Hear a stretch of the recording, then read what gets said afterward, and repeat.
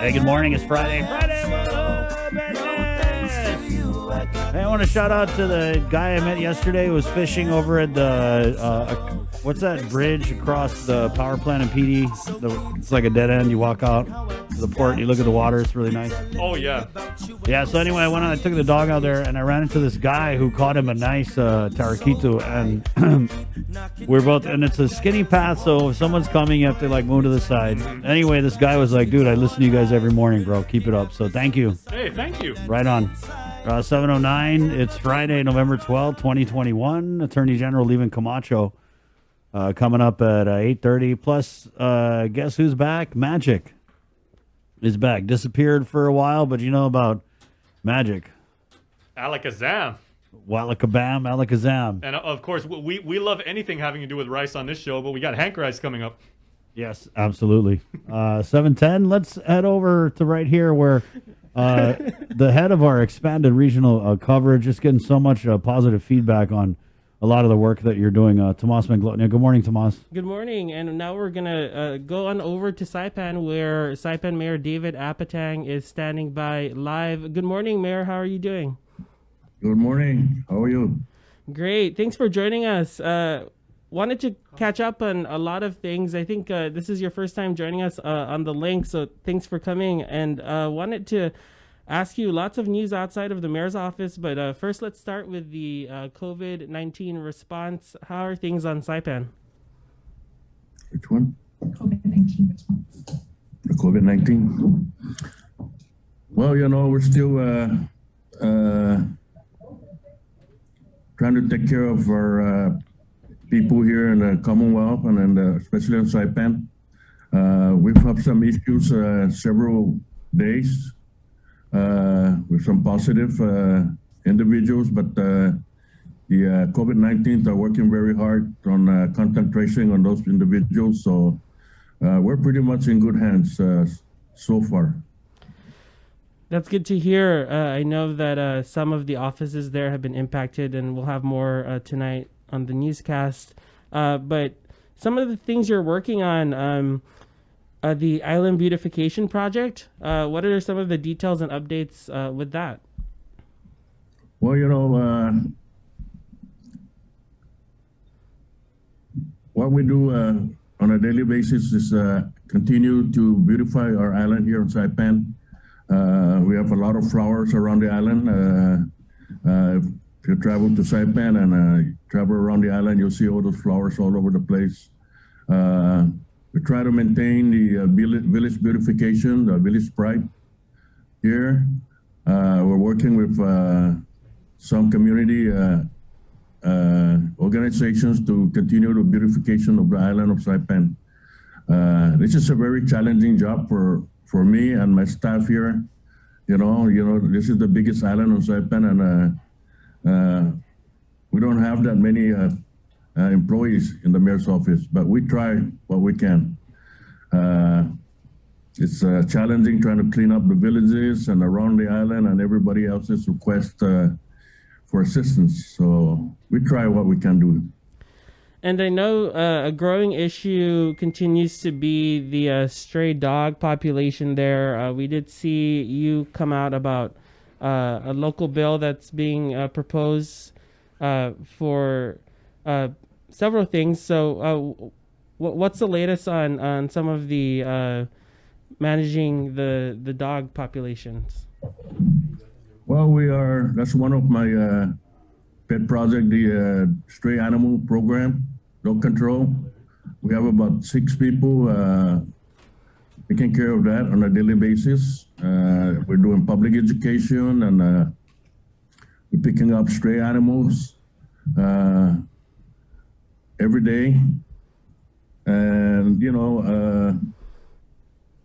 our animal shelter was demolished back in Typhoon Southerner. So we have some funding from FEMA, local fundings also. So right now we're looking at finishing up the animal shelter, I think by the end of December of this year. And Mayor, we're already about 2 years into this pandemic. what are you hearing from your constituents? What are some of the major issues that they continue to face on Saipan? We've been covering of course, the COVID response, but also unemployment or reduced hours. What are your constituents telling you that they're still experiencing, given the pandemic we're still in? Well, actually, everybody, our community is very much cooperating as far as the COVID-19 issue. I think the public school system just shut down for a week this week because of some issues in the schools. But people are really cooperating, taking their vaccine, lining up, and making sure that the community is safe. So we're okay with that. And I wanted to also ask you, Mayor, it's hard not to ask about some of the political news that is happening in the CNMI. We do know that you announced that you are running as the running mate for Lieutenant Governor Arnold Palacios. Are you able to comment on that? Well, actually, we don't talk politics in my office, but since we're doing all this interview and all that, yes, I am running with Lieutenant Governor Arnold Palacios. You know that we've been in this government for the longest time. He's been in the legislature. I've been in the legislature for over 10 years. I worked for this government for over 35 years. So we both have the experience to turn this government around where it's supposed to be. There's a lot of issues, and you've been hearing about that. What we need to do, we need to take a look at the future here, and we need to take care of our people in the Commonwealth. That's why the Lieutenant Governor and I are working together to try to accomplish that mission. Mayor, could you describe, good morning, by the way, Chris, could you describe the conversation you had with Lieutenant Governor Arnold Palacios when he approached you and asked you to run? Which one? When Lieutenant Governor Palacios asked you to run, can you tell us about that conversation? Which conversation? Yeah. Sorry. That's that, okay. Yeah. Well, he asked, when he came back from the States, he went to for his checkup and all that. And when he came back, he asked me to see if I can join together with him to run as his lieutenant governor. So, as a public servant, I'm still active. I still want to continue to serve my people here in the Commonwealth, especially. So I accepted his request. So I'm looking forward to working together with our community here, and hopefully our people will consider us. Because I think together, Lieutenant Governor Palacios and I, we will make a good team. We'll make sure that we take care of our community and our people in the Commonwealth. Mayor, you mentioned experience, and then when we interviewed Lieutenant Governor Arnold Palacios, he as well mentioned his lengthy experience, right? Do you think that's going to be the big difference between your team and the team of Governor Torres? I can't hear. There's no sound. How about now? Okay. So you mentioned your experience, and when we interviewed Lieutenant Governor Arnold Palacios, he too mentioned his experience in politics. So do you think that's going to be one of the things that sets you guys apart from Governor Torres' team? Well, I've worked with the governor, same in the legislature, his first term. I worked with him. And I'm still working with him. I still have Samir. I still have about a year left. We're still working for our people here as an elected mayor. So we will continue to do that. that's our commitment to our community and my people here. So, politics is politics. We'll do politics aside, but Lieutenant Governor and I will continue to do our job as we were elected to do. Mayor, when we asked Lieutenant Governor Arnold Palacios about the hiring of former Guam Senator Will Castro as the chief of staff for Governor Torres, he, what was it he said, Tomas? Everyone is laughing. Yeah, everyone is laughing. Did you have a reaction to that too? And what do you think they're laughing about? Oh, I've met Will Castro several times as a senator. He visited us here several times. I think that's the governor's choice. The hiring Mr. Castro. Maybe he needs all the help that he can get from his background, but that's his prerogative, I guess. So, I don't have anything opinion about Mr. Castro, but I don't know his profession and all that. But like I said, that's the governor's choice to hire him as his chief of staff. Hopefully, he can do good for us. Mayor, with these hearings and with these announcements of everybody who's running over there in the NMI, what would you say the tone of this campaign for the election next year is going to be like? I think it's going to be okay as long as people are fair. We don't trash each other around. Like I said in my opening day, let's just be humble. Let's not criticize each other because we'll see each other anyway, everywhere we turn on this island. So let's just be humble and take care of each other, continue to do what we need to do for our people. After election and all that, everything is going to be the same. Republican, Democrat, or independent. We'll still be one Commonwealth, one people, and we'll see each other everywhere we go. And Mayor, speaking of the run, but also just given all of your political experience, what are some of the big ticket items that you want to address? Maybe not only as in your campaign, but also just in the year that you have left as mayor. What are some of your priorities as the mayor of Saipan right now? Well, right now, actually, there's a lot of things that we're doing. We have the street numbering system and for every house in Saipan. That's been in the books for over 24 years now.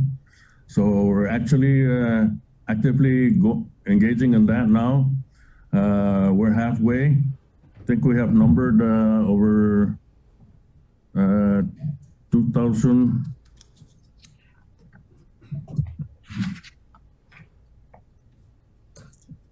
We have numbered over 2,592 residentials already on the island and 461 commercial buildings and 47 were non-commercial. So we're halfway on the island of Saipan and putting numbers on every household. So that's one thing that we're engaging. The other issues that we're requesting legislation from the legislature to certify the village boundaries on the island, because we're all, some people will be living in Susupi, yet they said they're living in Talancanoa. So we're trying to clarify those things so we can put up village boundary and put up our village sign along the road. That's what we need to do. So we need to try to accomplish that. All right, Mayor, I know you have the rest of your Friday ahead of you as well. Is there anything else you want to add before we let you go? I'll just say thank you for calling and asking us for this interview. You need to come and visit us sometimes here. Visit the mayor's office when you're here in Saipan. I know you were on my first term that you're my MC. Yes, that's right. That was right. I was the I was in youth congress in high school, and he asked me to be his MC, so that's why I did that. Oh wow, we didn't know he has experience MC. We're gonna ask him to MC now. Mayor, I'm sorry. Before we let you go, I did want to ask just for your reaction to the governor, Ralph Torres, that wrote a very strongly worded letter saying that in all of the history of the CNMI, no one has ever been slandered or harassed more than him, and that his running mate was totally involved. So what was your reaction to that letter, Mayor? Well, you know, if you read the newspaper and listen to the media every day, it's a back and forth between him and the legislature. You know, that's the JGO committee. So they need to work together and come to the term. You know, legislature is a different branch of government. Executive branch is different. So, you know, he's been there, so he should know what the role of the legislature. We just need to work together with those members of the JGO. And that will probably settle what he, you know, tell him what they want to hear. So that will probably settle everything. Do you have a comment on Governor Torres saying that he only wants to submit written responses? I don't think I want to comment on that. Let them do their own thing. You know, as a municipality here, I'm separate from the central government, actually. But we listen to what's going on this island. They have their own politics up there. Let them work together with the legislature and the executive branch. He got things to answer, so he needs to face that. Thank you, Mayor. All right, Mayor. I look forward to sitting down with you when I'm on Saipan, and thanks again for your time. Really appreciate it. Thank you, Tomas. Mayor, so 1 to 10, how good is Tomas's MC skills? There was a script, Chris. Oh, there was a script. Okay. Yeah. All right. Thank you, Mayor. Esta. Thank you. Okay. Thank you, Chris. Okay, I'll go All right. on. Estadios. Mayor of Saipan. Good talk. Dude, it's juicy over there. Oh. Yeah. He don't even got nothing to say. He's like, yeah, I mean, there's a lot happening, and the mayor's office outside of any election season continues to be busy working. I mean, even like the house numbering system that he mentioned, right? Being halfway, wanting to complete that. Yeah. I mean, my family was just talking about that, having So, the houses numbered and things like that. if he's going to be running for lieutenant governor, has anyone else come out and said they're going to be running for mayor? We've actually, the Democratic slate, and those announcements I think have yet to really come. I think some people have expressed interest, but need to look into that. I mean, everyone's focus has been on the governor, lieutenant governor, and U.S. delegate, and as those seats for campaigning continue to be filled, for sure we'll hear. I mean, we even asked Governor Torres last week, commenting that he's also looking at the municipal councils as well, and so up and down the ticket, lots of attention being placed there. Wow. It's going to be interesting because it seems like now there's a lot of criticism of Governor Torres, and I'm pretty sure that's going to be part of the campaign conversation. But these candidates are also going to be hard-pressed to not just, say, hey, this is what's wrong with the incumbent administration, but to present like their ideas in the same breath. You know what I mean? Yes. And usually there's roundtables. I don't know if there was an actual debate the last time. I mean, so we'll see how these candidates interact with each other outside of their own bubbles. Is it Representative Tina? Yes, Representative Tina Sablan. Has Representative Tina Sablan announced a running mate yet? Not yet. We're waiting to hear that. When Party Chair Nola Hicks was on our show, she mentioned 3 names: Senator Paul Manglona, Ed Probst, and Senator Edith De Leon Guerrero. I don't think it is lost on anyone with the recent news that we reported on with the abuse, sexual assault and abuse allegations coming forward this week by the candidate who lost in the special election, who's also a counselor, Grace Sablan Viangaya. Yeah, this is interesting. And so who knows? I think you can't help but wonder what the race would look like if Ed Probst is selected as Representative Tina Sablan's running mate for lieutenant Right, governor. yeah. And so, guys, this is still Guam, but we've expanded our regional coverage of the NMI, and we're talking about the very, very juicy gubernatorial election that's going to happen over in the NMI next year. Here in Guam, though, we haven't really heard much. We do know that Governor Lulian Guerrero and Lieutenant Governor Josh Tenorio have been very active in fundraising. I mean, going back to the first year of their term, where Governor Lewis said, yeah, we're going to be seeking re-election. So they've been doing that. There's been a conversation with Congressman Michael St. Nicholas, who said that he's seriously considering and heavily leaning towards bid for Adelup. And then on the Republican side, one of the names that we hear a lot and have heard a lot is Senator Frank Blas Jr. I don't know if that's as a number one or as a number two, but that's about it on the Republican side. I mean, Senator Jim Moylan's also been mentioned. So our race is definitely not as well formed as what you guys got going over there in the NMI. Yeah, I mean it's interesting because a lot of people were like, it's too early, we're gonna wait until 2022, and then everyone announced right before December. So with politics, it's never too early. Hey, at 7:30, we're gonna take a break and come back with more of the Link, which is brought to you by Pacific Points, Calvo Enterprises, ITD, and Jack in the Box. Attorney General Levin Camacho coming up on the show this morning, as well as a sneak peek of One Micronesia podcast. We got Feed Me Fridays and Sports Link all on this Friday morning.